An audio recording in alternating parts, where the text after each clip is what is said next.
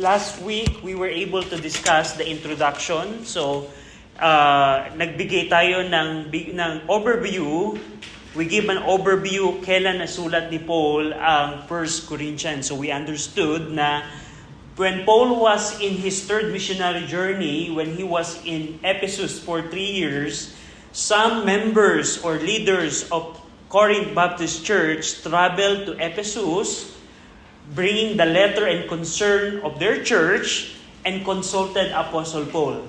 And as a response of the consultation, he wrote 1 Corinthians. So, yung 1 Corinthians, resulta ito ng pagkukonsulta ng mga miyembro or leader ng Corinth Baptist Church kay Pablo regarding a lot of matters. And we're going to see that today. So, balikan natin quickly yung purposes ng 1 Corinthians. There are 5 purposes why Paul wrote 1 Corinthians. Una, to identify the fundamental issues underlying the reports and inquiries. So, binigay ni Pablo sa 1 Corinthians kung ano yung mga problemang nararanasan ng Corinth Baptist Church sa kanilang simbahan.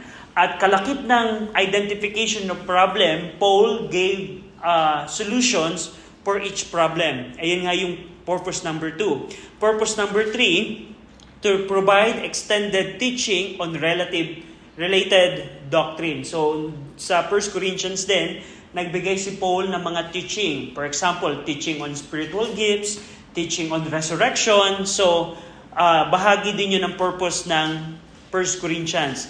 Number 4, to give a brief defense of his apostleship. I want you to understand that there is a false accusation in Corinth Baptist Church during this time that says that Paul is not an apostle. So, having that on mind, you will see specifically in chapter 2 on how Paul defended himself, how he defended his office as an apostle. So dahil sa Corinth Baptist Church, merong mga nagsasabi si Pablo, hindi yan tunay na apostol, hindi yan tunay na lingkod ng Panginoon. Kaya makikita ninyo sa 1 Corinthians, merong itong tono ng pagdepensa ng kanyang opisina bilang apostol. That's purpose number 4. Number 5, to exhort the believers to live a full and mature Christian life. So, practical living. By the way, ang 1 Corinthians, kung ang Galatians ay soteriology, and 1 and 2 Thessalonians is eschatology, what is 1 Corinthians? Ecclesiology. So, patungkol ito sa simbahan. So, I want you to remember, whenever we refer to a verse from 1 Corinthians, lagi niyong tatandaan, ito ay para sa simbahan. Dahil yung occasion niya, when the Corinth Baptist Church consulted Paul regarding sa mga matters about the church, we can see here the instruction of Apostle Paul.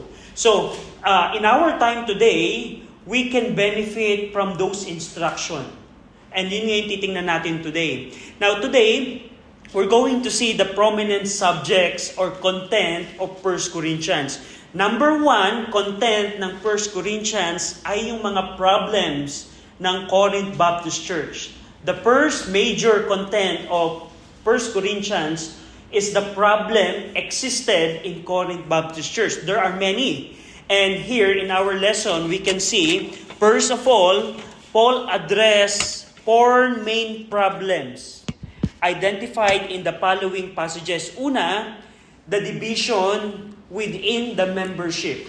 So, just imagine Corinth Baptist Church. Let's say we are Corinth Baptist Church.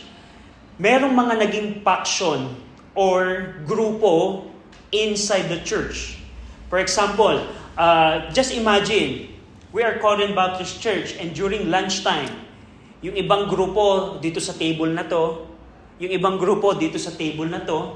And the worst case, or the worst thing here is, there's an instance wherein the rich church member shamed the poor church member during their mealtime. Go over in 1 Corinthians 9. I'm sorry, 1 Corinthians 11.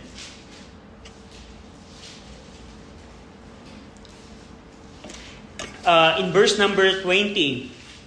So, having that on mind, that the church in Corinth has division, may mga faction, may mga grupo ang mga members ng Corinth Baptist Church na dumating sa punto na habang sila'y habang kumakain sila, yung mga mayayamang church member, hinihiya nila yung mga mahihirap na church member.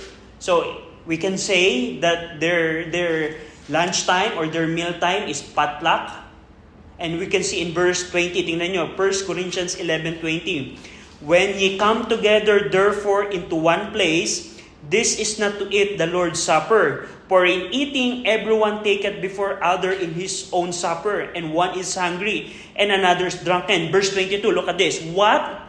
Have ye not houses to eat and to drink in, or despises the church of God, and shame them that have not? What shall I say to you? Shall I praise you in this? I praise you not. Notice the word, and shame them that have not. Paul was saying here, why you're eating with the church member? Don't you have a house to eat? Why do you eat in church place? And shame them that have not. Meaning, those church member who doesn't have provision for their food. This rich church member, shame them. Na, sabi ni Pablo, wala ba kayong mga tahanan na pwede naman kayo dun kumain? Bakit pa kayo kakain? At ihihiya ninyo yung mga church member na wala pangkain. Parang to give you an illustration, just imagine. Halimbawa, we are all church member. And I am, for example, I and Joe, we are rich church member ng Corinth Baptist Church, and all of you are poor church member. What if one day, Joe and I brought a lechong baboy, and we don't share it with you? And we will tell, poor church member, we have a lechong baboy, and you don't have lechong baboy. So, you see the problem here? Just imagine the carnality of the church.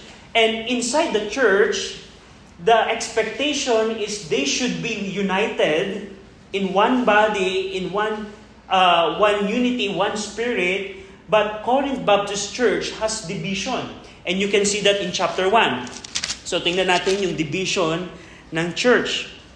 In 1 Corinthians 1:12, now this I say, that every one of you saith, I am Paul, and I am Apollos, and I am of Cephas, or Peter, Apostle Peter, and I am of Christ. So, verse 12, sabi ni Pablo, napakinggan ko, nabalitaan ko, na meron sa inyong nagsasabi, kami ay disipulo ni Pablo. Hindi, disipulo kami ni Peter. Hindi, disipulo kami ni Apollos. Kaya hindi, disipulo kami ni Kristo. So, those are the what they're saying that reflects the division in the church.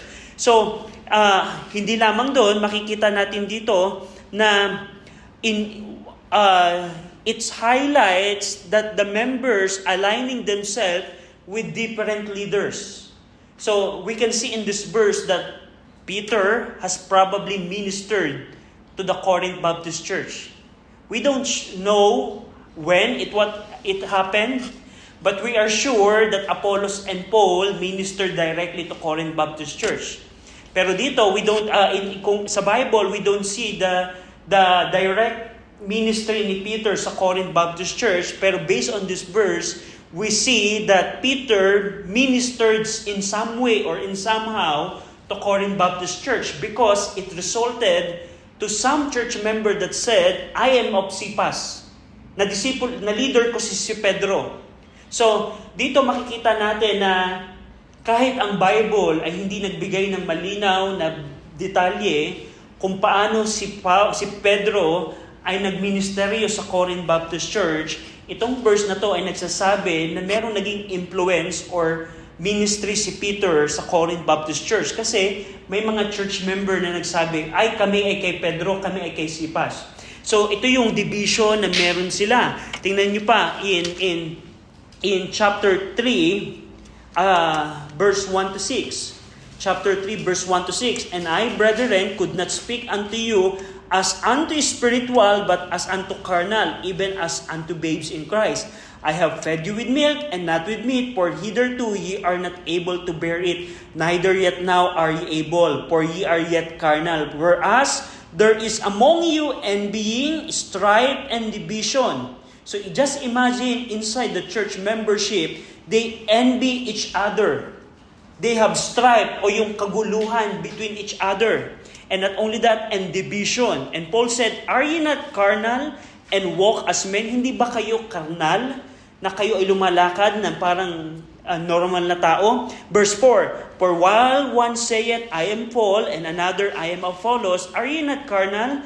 Who then is Paul, and who is Apollos, but minister by whom ye believe, even as the Lord gave to every man? Verse 6, I have planted, Apollos water, but God gave the increase. So dito, in chapter 3, in chapter 1, Paul already rebuked them about their division. But here in chapter 3, Paul was correcting the problem. Na ako ang nagtanim sa inyo, referring, I have established the church, but Apollos watered. Ako ang nagtanim, si Apollos ang nagdilig, pero ang tanong, sino ang nagbigay ng kalaguan? God gave the increase. So here in chapter 3, you will see here on how Paul is correcting the division in the church. Paul was teaching them, even though I planted the church, even though Apollos continue my ministry for you, don't forget that it is God who gave the increase. It's God who works in your midst. So, sa chapter 3, makikita nyo siya dito kung paano kinorek ni Pablo ang division ng church. So, isa yung problem na yan. Makikita nyo din, by the way, in chapter 2, kung paano in-explain ni Paul in chapter 2 ng 1 Corinthians, makikita nyo dito on how Paul explained the wisdom of God. Now, one truth na gusto kong makita ninyo, mga kabataan, is everything about spiritual things will not be able, how can I say this? Everything in the Bible that are spiritual, or basically everything in the Bible, cannot be understood by man if he doesn't have the Holy Spirit. So, anong ibig sabihin nun? Lahat ng bagay ng sa Bible o lahat ng bagay ng spiritual, hindi ito mauunawaan ng isang taong hindi ligtas na walang banal na espiritu. So in chapter 2, Paul taught that truth na ibig sabihin, kung ang isang tao ay hindi ligtas, there will be no chance that he will be able to understand the things of the Lord. Mapapansin nyo yan, tingnan nyo in chapter 2, verse number 9. But as it is written, I had not seen nor heard, neither have entered into the heart of man the things which God had prepared for them that love Him. Dito, Paul was quoting the book of Isaiah, verse number 10. But God had revealed them unto us by His Spirit, for the Spirit searcheth all things, yet the deep things of God. For what man knoweth the things of man, save the spirit of man which is in him? Even so the things of God knoweth no man but the Spirit of God. So, in chapter 2, in chapter 1, Paul was correct. Paul identified the division. In chapter 2, Paul discussed the wisdom of God, telling that there are things that you will not be able to understand unless the Holy Spirit reveals it to you. And makikita nyo dito in verse 14, chapter 2, verse 14, but the natural man here referring to a person that is not saved. The natural man receiveth not the things of the Spirit of God, for they are foolishness unto him, neither can he know them because they are spiritually discerned. So bahagi ng pagtuturo ni Pablo about the wisdom of God, yung mga taong hindi ligtas, the natural man, they don't receive the things of the Spirit. Can you give an example of the things of the Spirit? Prayer is the thing of the Spirit. The unbeliever will never be able to understand why we need to pray. Ano pa? Going to church, living holy life, and other things, and other teaching in the Bible. isang bagay na makikita natin, ang isang taong ligtas, he will never able to understand the things of the Spirit. Pwede niyang maunawaan, head knowledge, ang Bible. Let's say, pwede niyang maunawaan yung mga theology ng Bible sa ulo lamang. Pero, hindi ito magiging makatotohanan sa kanya because the Holy Spirit is not on him. So, ito yung bagay na makita natin. Before, I have merong naging question ako sa aking buhay. There was a question that I really want to answer. Why there are some people, let's say, the cults, let's say, for example, Iglesia ni Cristo or Iglesia ni Manalo, why they cannot understand that there is one God manifested in three persons, like Trinity. Parang naging tanong ko, bakit itong mga taong ito, meron naman silang Bible, they have the Bible, and the Bible is clearly teaching that there is one God in three persons, why they cannot understand that? Na kahit yung mga verses that tells that Jesus Christ is God, Jesus Christ manifested in the flesh, He is God manifested in the flesh. My question in myself, why they can understand the truth? You know why? The answer, this verse. The natural man received not the things of the Spirit of God. So, ito ang truth na pwede niyong dalhin. For example, if you witness to your classmate, to your friend, don't expect them that they will understand what you're doing. So, for example, if your relatives, if your classmate, if your friends are not saved, they will not understand what you're doing. Why do you read the Bible? Why do you live holy life? Why do you dress like that? Because they don't receive it. Unless they get saved, they repent and believe the gospel, and they become saved, and the Holy Spirit indwells them, there will no chance that they will understand what the Spirit the things of the Spirit of God. Maliban ang mga taong nasa paligid natin ay maligtas at mananahan sila ng banal na Espiritu, hindi nila mauunawaan yung mga bagay ng sa Espiritu ng Diyos. So, in chapter 2, makikita natin yan. So, another thing na problem ng church, in chapter 3, so, in chapter 1, if you would like to remember, in chapter 1, it contains some identification of the division of the church. In chapter 2, it's about the wisdom of God. That there are things that you will be able to understand if you have the Holy Spirit. In chapter 3, Paul goes back to dealing the division in the church. And in chapter 3 then, gusto kong pansinin niyo yung verse 12 and 13. This is very important. In chapter 3, verse 12 to 13, now if any man build upon this foundation gold, silver, precious stone, wood, hay, and stable, every man's work shall be made manifest, for the day shall declare it, because it shall be revealed by fire, and the fire shall try every man's work of what sort it is. So contextually, it refers to building the church. Building the church. And here, in verse 12 and 13, what Paul was saying here, everything that we do in the church will be undergo in testing, in the judgment seat of Christ.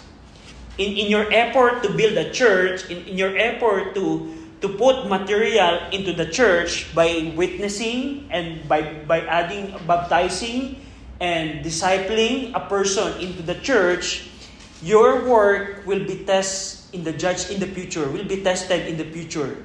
So, that's something that you can see in chapter 3. Now, in chapter 4, dito makikita ninyo in chapter 4, you will see in chapter 4 the Paul's accusation of some people in Corinth that tells that Paul was not an apostle. That's why in chapter 4, makikita nyo, verse 1, let a man so account of us as of the minister of Christ and steward of the mystery of God. Moreover, it is required in steward that a man be found faithful. Verse 3, but with me, it is a very small thing that I should be judged of you or of man's judgment. Yea, I judge not mine own self. Sabi ni Paul, maliit na bagay lamang kung ako ay huhusgahan ninyo na hindi ako apostol ng Panginoon. It's very small thing. And in chapter 4, you will see on how Paul depended himself. For example, in verse 14, chapter 4, verse 14, I write not these things to shame you, but as my beloved sons, I warn you. For though ye have 10,000 instruction in Christ, yet have ye not many fathers. For in Christ Jesus I have begotten you through the gospel. So Paul was saying here, don't you remember that I have begotten you in the gospel? I am the one who witnessed to you. I am the one who shared the gospel to you. That's why you're saved right now. Dito sa chapter 4, makikita ninyo mainly on how Paul defended himself against the false accusation against his apostleship. So dito makikita ninyo yung bagay na yan, kung paano naging ministry ni Pablo for the Corinth Baptist Church. So chapter 1, division. Chapter 2, we can remember it as chapter 2 as the wisdom of God. Chapter 3, we can identify it as building the church. Chapter 4 is Paul's defense against false accusation. And now in chapter 5, another problem na makikita natin dito, the church neglect of fornication. So just imagine the setup. Corinth Baptist Church, let's say they have 200 church members. And probably they have more than that. But let's just say they have 200 church members. And what happened is, there is a church member in Corinth Baptist Church who had a relationship with his stepmother. Ibig sabihin, yung father niya, assuming na yung mother niya ay patay na, at yung tatay niya ay nag-asawa muli. And then what happened is, yung anak ay may naging karelasyon niya yung bagong asawa ng kanyang tatay. And at the same time, siya ay church member. So yun yung content ng chapter 5. The church member had a relationship with his stepmother. And do you think Paul will just ignore that matter? And one truth na makikita natin in chapter 5, today, many churches just blindly ignore fornication of church members. But here in chapter 5, Paul didn't ignore the sin of fornication. Sa maraming simbahan right now, ang church member ay nasa fornication, let's say, living in. Remember, mga kabataan, dito sa Pilipinas, uso yung living in, na magsasama na lamang ng hindi kasal. And that is a fornication. And if a person is in that setup, biblically, he cannot be a member of a church. Ito yung text natin dito. Pero, as you observe many churches today, even Baptist churches, okay lang sa kanila na ganun. For example, yung dati naming church, okay lang na ang isang member ay into fornication. Pero makikita natin dito in chapter 5, Paul is not content. Paul didn't ignore that sin. At dito, for example, in chapter 5 verse 1,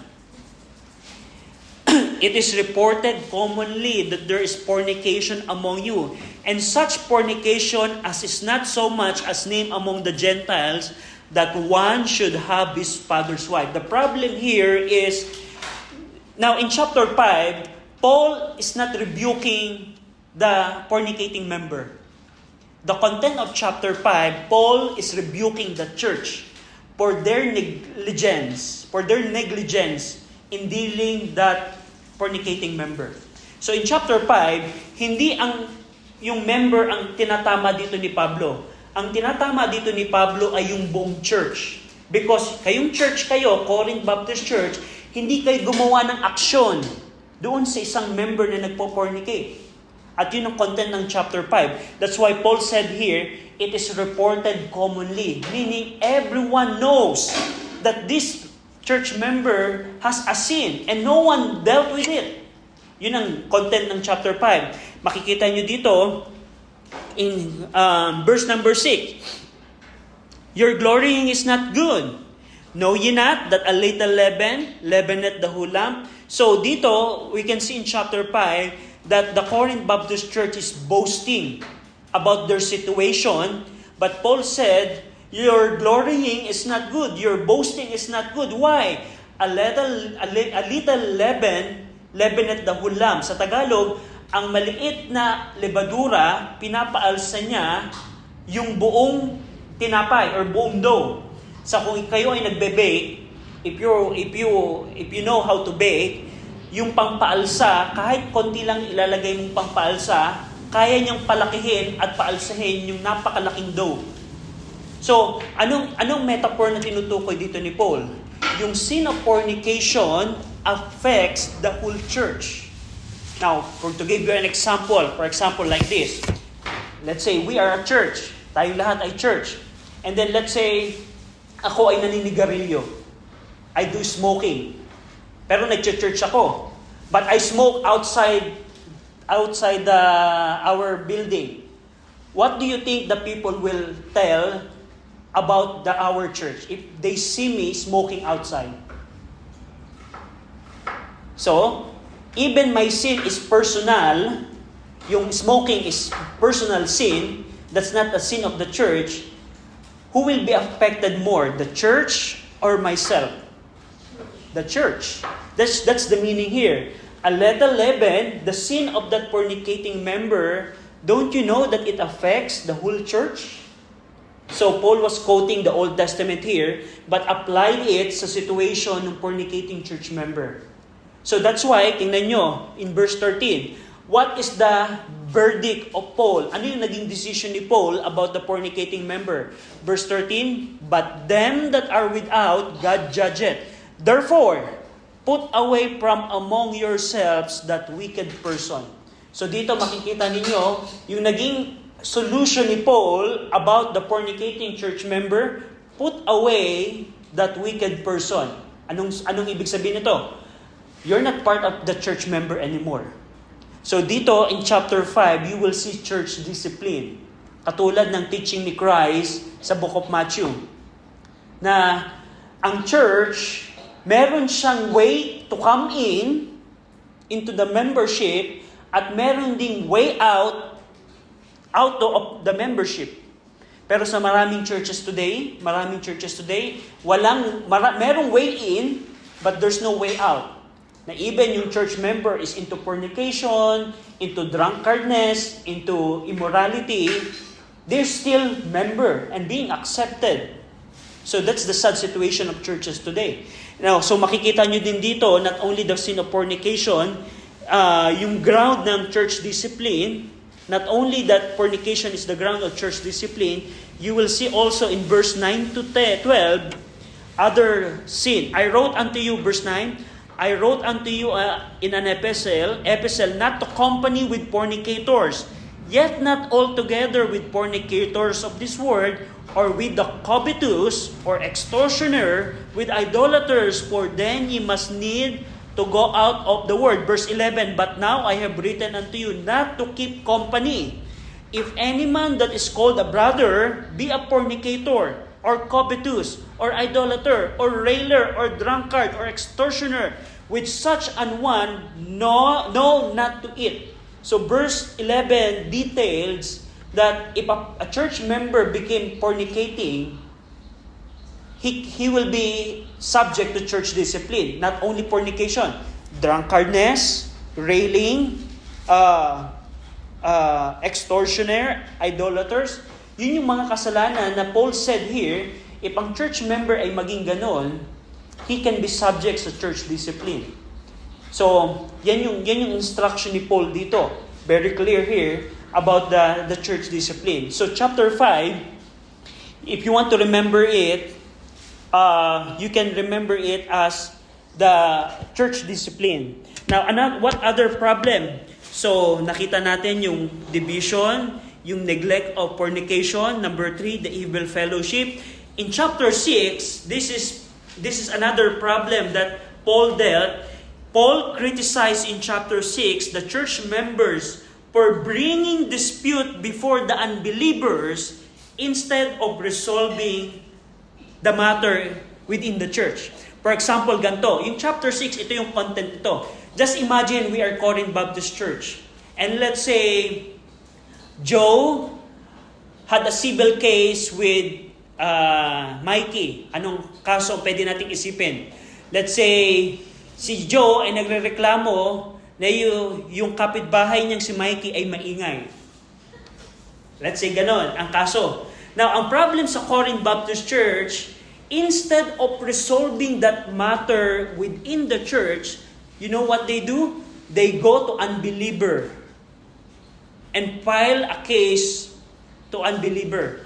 So in our setup, for example, I am a pastor of the church. Joe, the complainant, Mike is the accused. What Joe did, instead of telling to the church, I have a problem with our member Mikey. We should resolve this. Instead of doing that, what Joe did is, Joe went to the barangay captain and filed a case there.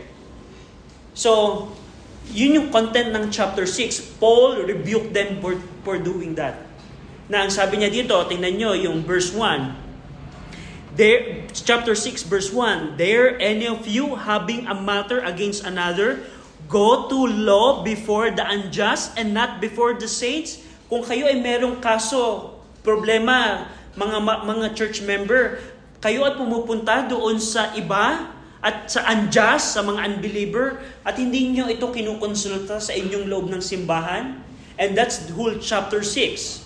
Pinakita dito ni Paul na anong klaseng church membership kayo na yung mga maliliit na bagay na pwede nyong iresolba inside the church, bakit nyo pa ito dinadala sa unjust, sa mga unbelievers? So in practicality, in practice, how we can apply chapter 6 in our life. So for example, Joe has a complaint with Mikey and they are both church member. Joe, instead of filing a case to the barangay captain or to the mayor, Joe needs to resolve the issue inside the church. Or probably Joe will ask the pastor, we have a problem with this member. Can you help us to solve this problem? Because if you don't help us, I'm going to the barangay captain and file a case there. And that's the content of chapter 6. So we can see here on how Paul rebukes that another problem. And here also in chapter 6, the latter part of chapter 6, Paul confronts the church of the misused Christian freedom, emphasizing that the body is meant for the Lord and not for immorality. So sa huling bahagi ng chapter 6, dito, if you can still remember the introductory lesson we had last week, what kind of city Corinth is? Anong klaseng syudad siya? Can you describe, Cham? Idolater. Bukod sa pagiging idolaters, ano yung ginagawa? Anong ibig sabihin ng what's the word to Corinthianize means? William? Drunkenness and Immorality. So yung buong syudad ay given to not only to idolatry but also to immoral acts.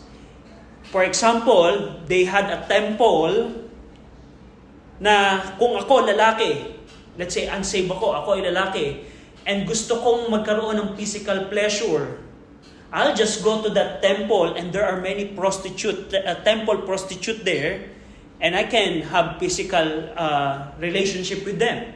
And what happened is, some church members, some Corinthians got saved. But the truth is, their background, they still bring that habits into their Christian life. And that's why dito sa chapter 6, tingnan nyo, Paul corrected that again. Verse 16, for example,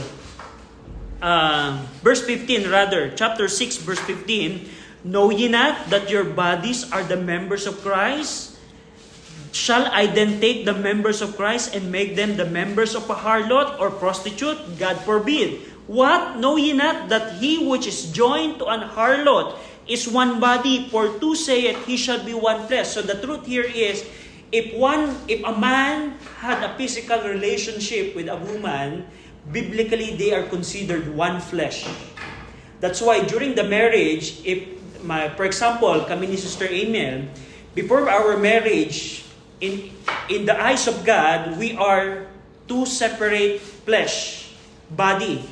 But during our marriage, we became one flesh. So dito din, if a man went to a harlot or a prostitute, and a man had a physical relationship with the harlot and the Christian or the man became one flesh as well because of their very act. And Paul said here, dito mapapansin nyo, but verse 15 said, "Shall I then take the members of Christ and make them member of an harlot?" Gagawin nyo ba na yung katawan ni Kristo ay gagawin nyo ba siyang katawan ng prostitute or ng harlot? Paul said, God forbid, huwag sanang pahintulutan ng Diyos yung bagay na yan. Now, tingnan nyo, in verse number 18, flee fornication. Alisan ninyo yung kasalanan ng immorality. Every sin that a man doeth is without the body, but he that committed fornication sinneth against his own body. Kung ikaw ay magsisinungaling, kung ikaw ay magagalit, ang kasalanan na yan is without the body. Body is not involved. But once you commit fornication, not only that is sin against God, but it is also sin against your body. Now, in verse number 19, what? Know ye not that your body is the temple of the Holy Ghost, which is in you, which ye have of God, and ye are not your own, for ye are bought with a price. Therefore glorify God in your body and in your spirit, which are God's. So, Paul was saying to Corinth church member, when you get saved, your body is not your own anymore. It is purchased by God, by His own blood. And your body, who is purchased by God, are you going to join your body to a harlot?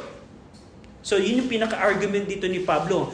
Kung ikaw ay ligtas na, the truth is, yung katawan mo ay templo na siya, pinananahanan na siya ng banal na espiritu. At kung ako, halimbawa, member ako, church member ako, believers ako, may Holy Spirit na ako sa akin. And ako, gagawin ko yung fornicating act.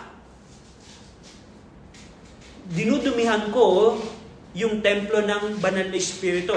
Kasi yung act of fornication, ito ay kasalanan sa katawan. So you see, yung argument dito ni Paul, yung kasalanan ng fornication ng mga church members na ito. So, base sa kanilang background before they got saved, yung kanilang mga former sins, dala-dala pa rin nila ito in some church members. And that's why Paul corrected that issue. And in chapter 6, if you want to remember chapter 6, there are two things that you can remember in chapter 6 is about the lawsuit of church member. Instead of going to the unbeliever, they need to resolve it inside the church. Pangalawa is the sin of fornication. So, yung difference ng chapter 5 and chapter 6, sa chapter 5, Paul corrected the negligence of the church in dealing the fornicating member. So, entire church ang kinukorek niya dito. Sa chapter 6, yung mga fornicating members na ang kanyang itinatama. Paul said to them, flee fornication. So, yun yung chapter 6. And now, chapter 7. So, dito sa unang 6 chapters, had you identified some problems? Sa unang 6 na chapters, meron na ba kayong mga nakitang problema ng Corinth Baptist Church? Marami, no? At makikita nyo din doon kung paano sinulusyonan ni Pablo. So, if you will just read the first 6 chapters, there are many problems that you will see. At kung susundan niyo yung flow of thoughts, you will see there on how Paul made a decision or solution for each problem. So, that would help you for your assignment. Now, another content, and this is very exciting, ng chapter ng 1 Corinthians ay yung chapter 7. Now, if you are young people, if you are teenager, chapter 7 is one of the best chapter in the Bible. You know why? Because in chapter 7, Paul, by divine inspiration, give us the list of rules for unmarried, rules for entering marriage, and rules for already married. So, since kayo ay hindi pa kasal, all of you are not yet married, the Lord, through Apostle Paul, through the Scripture, has rules for you. Sa akin naman, ako'y married, meron din akong rules sa akin. And chapter 7 is it's a guide. Itong chapter 7, it could guide you. Bilang unmarried person, it would give you guide. What are the will of God for me as unmarried? And this chapter 7 also will help you in finding your future partner. Meron ding rule dito si Pablo on how to enter to marriage. What are the criteria before saying, magpapakasal na ako? Now, tingnan natin. Una, rules. There are 6 rules for the unmarried. Yung una, in chapter 1, intimacy or physical relationship prior to marriage is prohibited. What do you call the sin if a man and woman, they are not married but they've had intimacy? What kind of sin is that? Fornication, which Paul dealt in the previous chapter. Now dito in chapter 7, ito yung unang rule niya with regards to unmarried. Chapter 7 verse 1, now concerning the things whereof ye wrote unto me, it is good for a man not to touch a woman. So, basically in chapter 7, we see here that Corinth Baptist Church wrote to Apostle Paul regarding fornication. And Paul advised them, it is good for a man not to touch a woman. So kung ikaw ay lalaki, to avoid fornication, don't touch a woman. That's one thing. Pangalawa, in verse 2, singles or unmarried are to avoid fornication. In verse 2, nevertheless, to avoid fornication, let every man have his own wife, and let every woman have her own husband. So dito, makikita natin dito in verse 2, how Paul gave a solution or how the Lord, paano yung design of the Lord for marriage. One of the benefit of marriage and having a wife is the avoidance of temptation as a man. For example, if ako ay just imagine if I am married and namumuhay ako sa Corinth na yung temple ng Diyos-Diyosan nila, what do you call the name of their goddess? Aphrodite.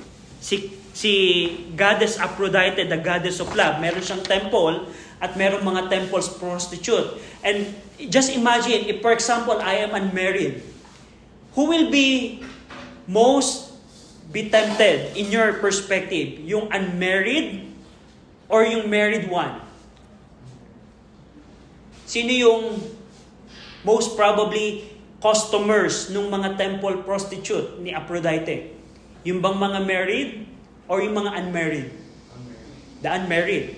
Kasi kung ako bilang men, meron akong physical needs, I can go to my wife for my need. And that's the design of marriage, to fulfill one's needs. And yung mga unmarried, sabi ni Paul dito, nevertheless, to avoid fornication, in order for you to avoid that kind of sin, let every man have his own wife. So, that's the design of God. Now, marriage is not only for that. Tandaan nyo, marriage is not only for the physical relationship. Diyan mali ang mundo. Na ang marriage ay para lamang sa physical relationship. But that is one of the benefits of marriage. And you can check Malachi chapter 1. Now, bilang question, alam nyo ba bakit ang Panginoon nagkakasal ng lalaki at babae? It's not only for physical relationship. Go over in Malachi. A quick side note about our lesson. In the book of Malachi, the Lord told us why He instituted marriage.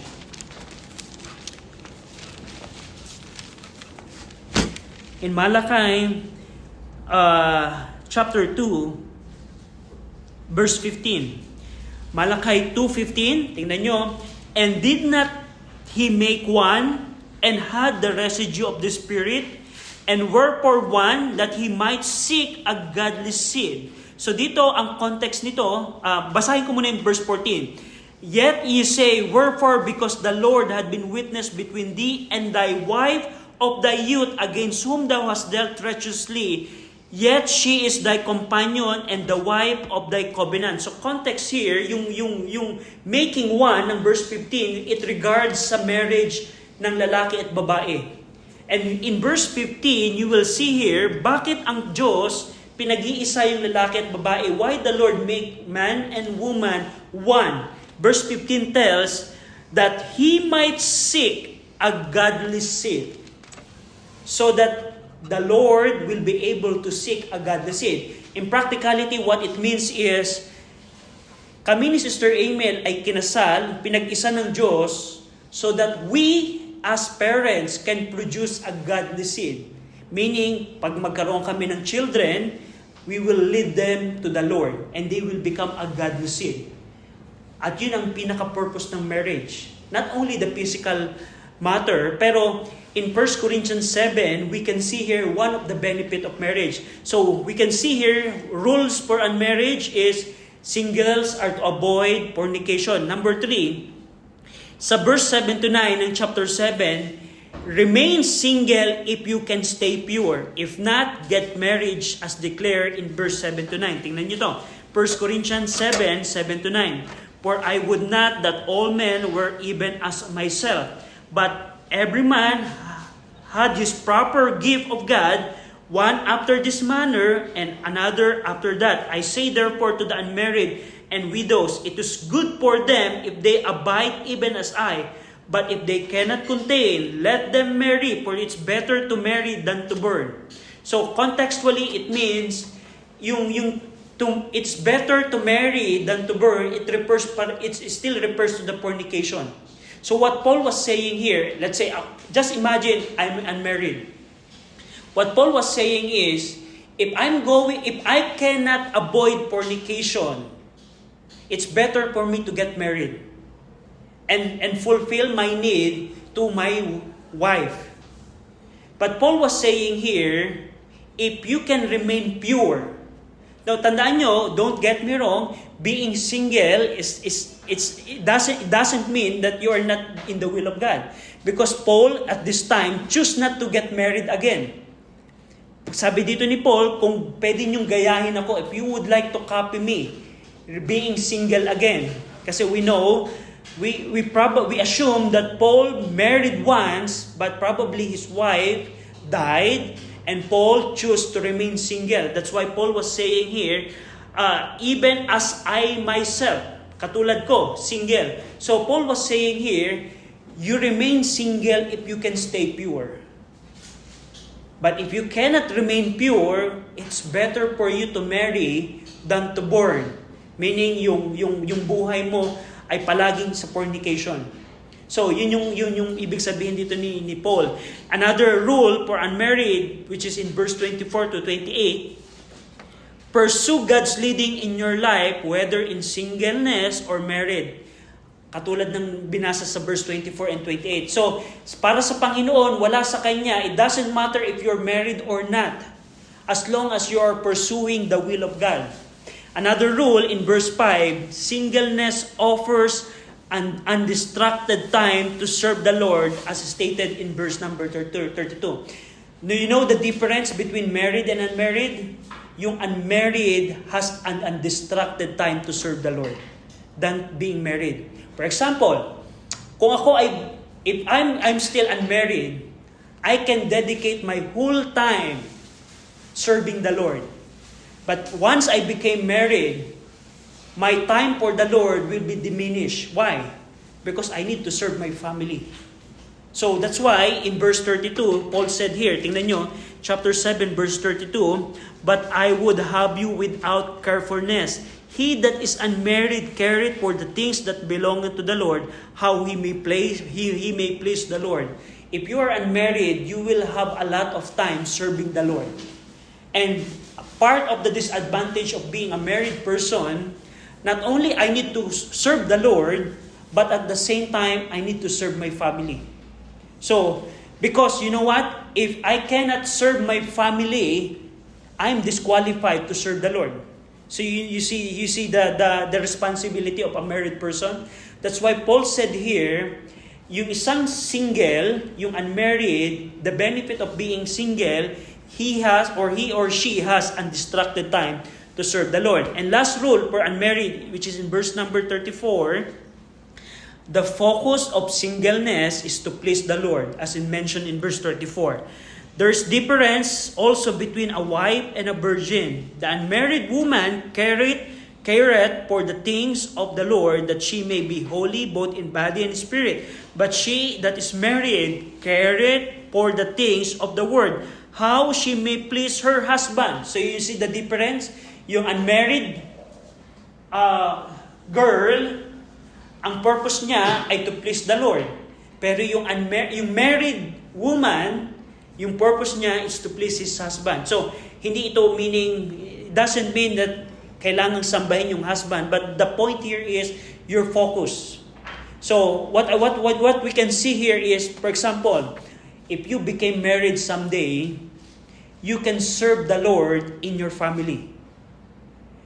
So, kung ikaw naman ay sabihin mo, magdesisyon ka na maging single ka, you can serve the Lord directly. So, yun yung point dito ni Paul, na in every situation, in every instances, the purpose is to please the Lord. So, yun yung mga rules for unmarried. Siguro next week, we're going to continue the rules for entering marriage, and this is something that would benefit you. So, ano yung kalooban ng Panginoon if I decided to enter to marriage? And another thing, if you're already married, what is the rules that you can see in chapter 7? So, do you have any question about what we discussed? So makikita natin dito in chapter 7, in relation with the problem of fornication, Paul gave a solution. Una, man, it's not good for a man to touch a woman. Pangalawa, to avoid fornication, let every man have his own wife. And you can see the design of God in a married couple, paano yung need ng husband will be provided by the wife, and the need of the wife will be provided by the husband. And by that design, they will avoid fornication. You know why? The word today, the word we're living today are full of fornication? Because they destroy marriage. Now, kung papanoodin nyo, let's say, ang mga Hollywood movies, almost all Hollywood movies portrays fornication. And if you see yung mga Hollywood actors and actresses, even mga Filipino actor and actresses, the popular people, they are into fornication. They are not married, but they have physical relationship. And you see, if you're going to trace where those sins started, it started when men destroy marriage. Because in the design of God, marriage is, the design of God sa marriage ay napakaganda. But when men destroy marriage, paano dinidestroy ng tao ang marriage right now? Yung LGBTQ, that's a destruction of marriage.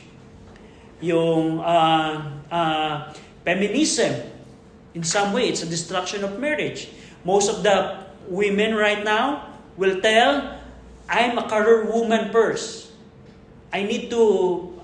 Kailangan ko munang maging kilalang women na may napatunayan na in my career before I'll get married. Kahit yung mga kaibigan ko, ganun yung prinsipyo, na hindi sila magpapakasal unless ma-prove nila na meron silang kakayanan. And that's one of the branch of feminism. And that's not the will of God as the design of God para sa marriage. So ang point natin dito is, you see, yung if a person will not follow the will of God for his life and their family, in the will of God for his family, you will see the consequence of that. And you can see that in chapter 7. So bilang mga young people, this is a good help for you. Not only itong chapter 7, but throughout the Bible. So we'll continue it next week. Do you have any question? So kung wala na, William, can you pray? Dear Lord, we thank you that we're able to learn about the Corinthian church and their faults and how they did so many ungodly things, and that we're able to learn from their mistakes and not to get together with unbelievers and fellowship with them. And I ask that you would help us to follow your commandment concerning all these things, and I ask that you would help us to apply your word to our lives that we've heard today. And I ask that you would help us worship you in spirit and in truth today. In Jesus' name.